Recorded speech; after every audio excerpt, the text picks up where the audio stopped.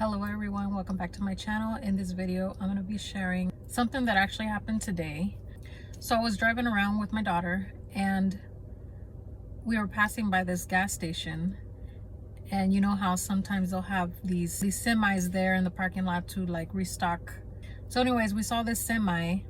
On the picture of the semi, it was 3 7-Ups, and then above it said be optimistic.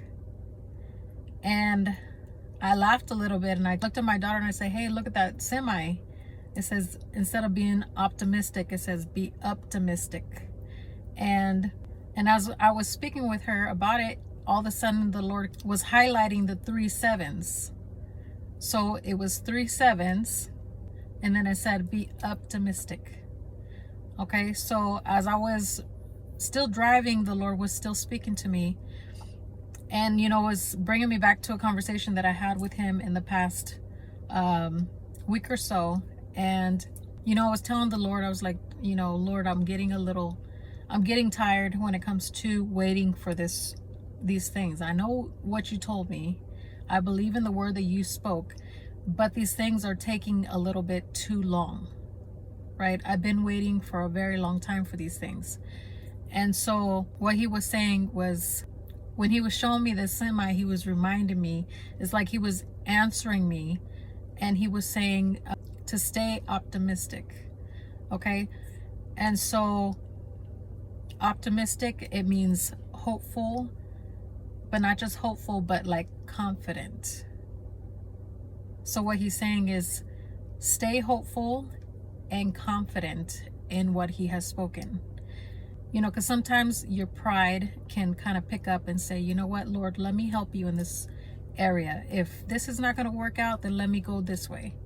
Let me go back to doing this. You know, and to protect ourselves, sometimes we turn ourselves cold to that thing, whatever that may be for you.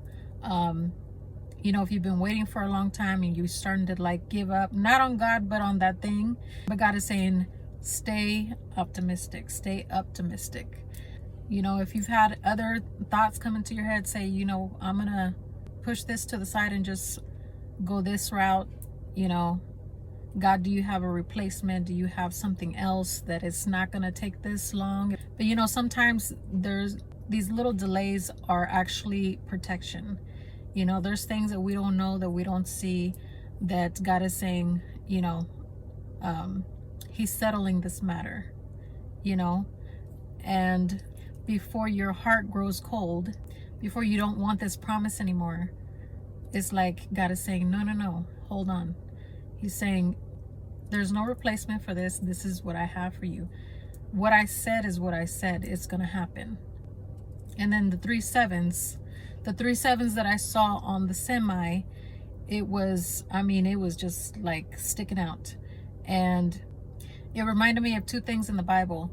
It was reminding me of the wall of Jericho, which is in Joshua chapter 6 verse 4. It says, and 7 priests shall bear 7 trumpets of ram's horns before the ark, but the 7th day you shall march around the city 7 times. So here you see there was 7 priests, 7 trumpets, and they had to go around the walls of Jericho 7 times for 7 days. 7 itself represents completion. So when you see 3 7s, it's like a divine completion, right? So it's all coming together. So those who were sitting up on high on that wall had to come down. So it's like the rise and the fall. So in other words, this is part of the rise and the fall. And then it reminded me of Esther. So this, if you go to Esther chapter 1, and it speaks about, in verse 10, it says, and on the 7th day, when the heart of the king was merry with wine, he commanded 7 eunuchs who served in the presence of King Xerxes to bring Queen Vashti before the king wearing her royal crown, in order to show her beauty to the people and the officials, for she was beautiful to behold. It says, but Queen Vashti refused to come at the king's command, brought by his eunuchs. Therefore the king was furious, and his anger burned within him. Okay, so you got on the 7th day, the 7 eunuchs, and then you got the 7 princes. Okay, so there's 3 sevens, and it's speaking about, as we know, it's speaking about the fall of Vashti. So again, you see the fall of Vashti and the rise of Esther. And so God is saying that the shift is about to happen.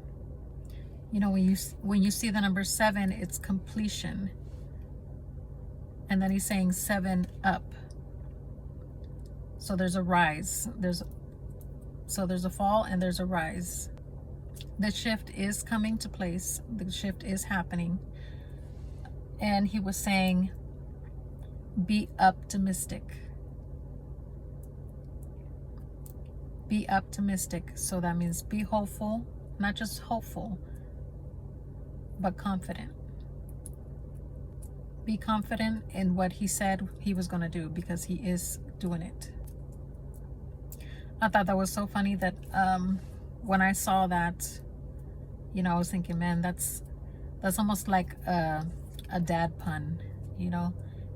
So anyways, for those who are still waiting on whatever it is that you're waiting for, whatever promise that you've been waiting for a long time, and you're getting weary, you're getting you're starting to not even want the thing anymore, there's no replacement for this.